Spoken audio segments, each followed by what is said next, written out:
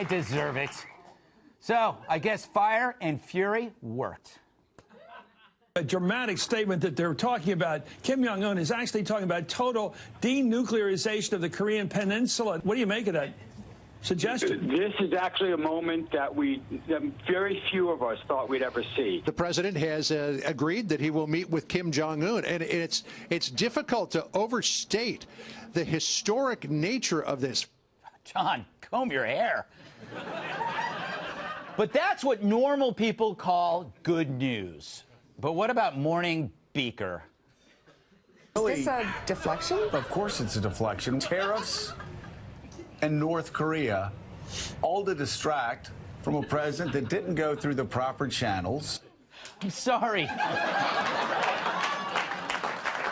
He looks like Beaker. That's all I see. And of course, the great Rachel is having a moment. You might think, like another president in this circumstance, you could imagine a president asking himself or herself, why has no other American president ever agreed to do this? Why has no sitting American president ever met with a leader from North Korea? Why has that never happened in all the decades North Korea has existed as a nation? Why hasn't any other president ever done?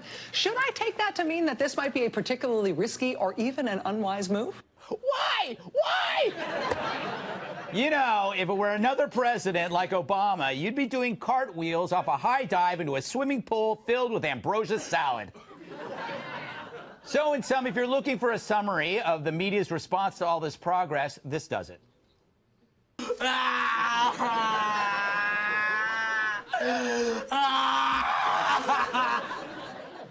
Now, obviously, it pays to be skeptical about all of this. But, you know, this is something that could only happen under Donald Trump. Kind of reminds me of a movie. In a world of uncertainty, two leaders face off. In a war of words that terrified the globe. Rocket Man is on a suicide mission for himself. Kim Jong-un saying, I will surely and definitely tame the mentally deranged U.S. dotard with fire. But when talking trash thaws the ice. North Korean dictator Kim Jong-un has proposed a face-to-face meeting with President Trump. One man will prove nukes and stones may break your bones, but words will never hurt you. We'll see what happens. While Democrats shoved billions in cash to tyrants, kissed commie butt in Cuba, and apologized to the world for being awesome. A man with a plan said, enough. Nude man on a unicorn with a fitness tracker in one hand and a box of Twinkies in the other presents Donald Trump, Kim Jong-un, and Dirk Benedict as Faceman. Executive Action 10, Put Up Your Nukes. Now playing in select theaters with a special double feature, Nation's Hall Monitor, I Came, I Saw, I Tattled, starring Brian Stelter as Brian Stelter. I have a feeling that's going to be a hit. All right. You got to admit, even if you don't like Trump, his effect is hard to deny. So hard that even Vanity Fair admits that Donald's strategy is paying off. Fact is, to control crazy, you got to talk crazy, meaning appear ready to do the unthinkable to get enemies to think twice. It's my theory. Sometimes it pays to be the psycho on the block, screaming at clouds and rubbing dog poo in your hair. Forever, we sat back and watched streets filled with bearded psychos burning our flag and countries run by extremist nutbags who goaded them into a froth of fearful rage. But enough about Berkeley.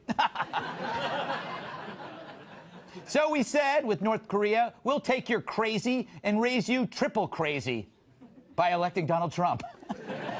You didn't see that coming, did you? Of course, it's still too soon to rejoice, but what's the media's obsession now instead of that? It has raised among many people the speculation that those photographs might be intimate photographs of the President of the United States. And Mika, I'll hope as you conjure an image of that, I'll try to just urge you not to throw up in your mouth. If there are naked pictures of Donald Trump,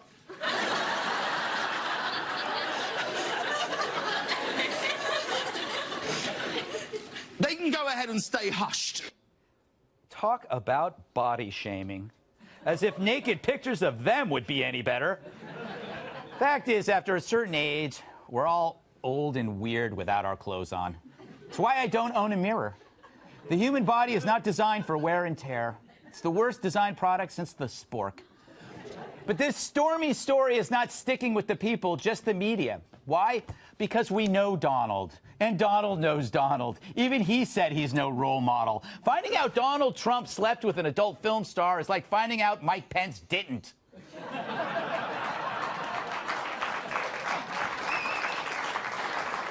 It's not going to blow your mind. And besides, a grown man that's attracted to porn stars, welcome to biology. Anyway, I can see it now. Stormy Daniels, CNN contributor. Of course, the media still can't take a Donald Trump joke, spending days fretting over his comments on the Chinese president having a job for life. The President of the United States seems to approve of the President of China making himself a president for life, and the President seems to be suggesting that he, too, would like to be a president for life. And we don't know if the American president is making a joke or really means it. Come on, you know he's kidding.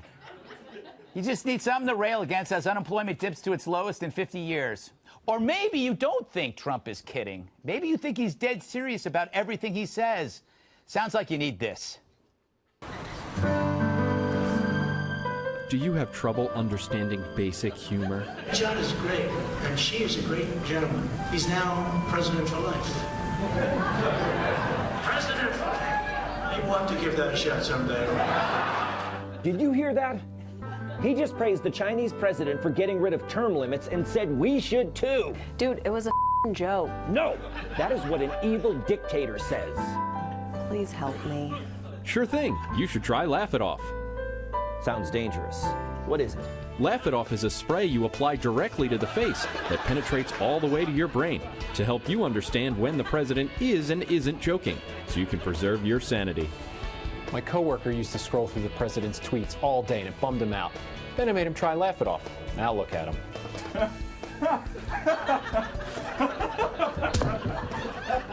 Thanks, Laugh It Off. I guess. Do you believe that North Korea's recent willingness to talk is sincere, and to what do you owe this recent openness to talk? Me. Nobody got that. Don't worry, Mr. President. I get it. Thanks, Laugh It Off.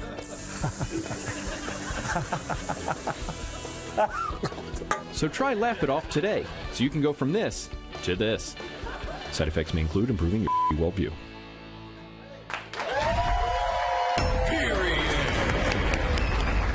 All right. Let us welcome tonight's guest, Doctor, give me the news. I got a bad case of loving Drew.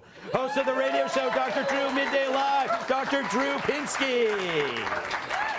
And like a loaf of French bread, she's often half in the bag. Co-host of Dr. Drew Midday Live, Lauren Savon. And her favorite color is death. National Review reporter, Catherine Timpf. And he flosses with the transatlantic cable, Impact wrestler and my massive sidekick, Tyrus. All right. Let's go to the expert, the doctor. What do you think of my theory that by pretending to be unpredictable, or maybe not pretending, but actually being unpredictable, it worked with Kim? Well, if it's your theory, Greg, it must be right. First of all, let's start with that. But yeah, I just think Trump is very predictable in being unpredictable. I think he always takes these extreme, scary points of view, lets people react to it, creates a lot of chaos, then thrives on it, and then he's driving back towards some place he actually wants to go using game theory. He uses pretty good game theoretician, but initially he says these very, very scary things and goes to these extremes where you think he's losing his mind, and lo and behold, he reels it back to something where you're happy. I don't know. Everybody talks about game theory, and I don't. Game theory just means looking at everything like it's a game. No. It means it's a little more complicated. Just a little more. All right. Well, you know what? Next, we'll do an entire hour on that. Sunday nights at 9. Okay, Lauren. You got to kind of admit that, I mean, he put in the squeeze on North Korea. This might, I mean, look, the guy could be full of crap, the North Korean dictator. So, you know. She knows somebody that knows him. Oh, really? Yeah. Who? Well, A friend went to school with Kim Jong-un. Oh, really? in Tell me about Switzerland. it. Is he a rational human being? Is he a rational actor? Well, he was a kid in school. He loved his video games, didn't have many friends, and according to this friend, grunted a lot. Grunted? So he's sort of Wait, are you gruntist? Because I grunt all the time. Now I am. Yes. But think about that. He's one of those kids just playing video games, sort of withdrawn. Yeah. And that's who he's dealing with. And now he's a world leader. But it's going to be a one-on-one sort of negotiation between those two. No. He, by the way, he sees glass half full with this situation. This is why we have a show. If the Twitter preview was anything to come, yes, they're going to have a measuring contest within 20 minutes of meeting each other. We know that's going to happen. And that's a problem? I don't think that's a problem. You know, I do think it's a problem, for the record. You know, Kat, obviously something like this elevates I guess elevates the Kim's stature in the world by having a world leader meet. Is that a really bad thing? But it's something that has to happen, kind of. See, I was somebody who was not all about the talk of a preemptive nuclear strike. Yeah. So I am going to be for the talk about talking. Yes. And yeah, I guess maybe, but it really is the best way to go. What I have seen, though, is so many people who were against the talk of nuclear war, this is going to be a disaster, which I agree with, who are now saying, I'm against this talking. Yes. This is going to be a disaster. So it's like, okay, you're not really concerned about North Korea. You just want to be against whatever Donald Trump is doing. Yeah. But I think it's good if it happens. If it happens, I would commend him for it. Yeah. All right, Tyrus. From your experience as a professional wrestler, I believe that you might be the expert in this face-off. I mean, they're kind of like professional wrestlers. You got the little scary kid, and you got the big hulking guy. Which one's the big hulking guy? I don't know anymore. We'll give it to Donald. He's taller. Mr. President's taller. You know what? Let's forget all that. Let's say they meet, and Donald Trump denuclearizes North Korea. Mm-hmm. So he gets the Nobel Peace Prize, right? Right, yeah. I think so. But he probably won't. No, they're going to give it to Obama. Again. But can you just imagine? Yeah. CNN having to report that? Yeah. I guarantee you they will be doing opiates live on CNN. Yeah. They will need laugh it off. Yeah, it's definitely, I mean, I think he's going to talk to him. And I think it probably will happen. I think the alternative is worse for North Korea because those sanctions are really hurting them. They're hurting him. His Federal Reserve is almost out. That's his money. Yeah, he's losing his money. And also they're targeting companies. And he's looking for a way out. And this might be a way out. But again, you can't trust a guy like that. You got to, But you trust but verify. You can. The world we live in now, people get political advice from a wrestler. A real estate mogul's our president, and the voice of reason and virtue is a porn star. So I mean, why not? All right, that's a positive note to end this segment on. It's great.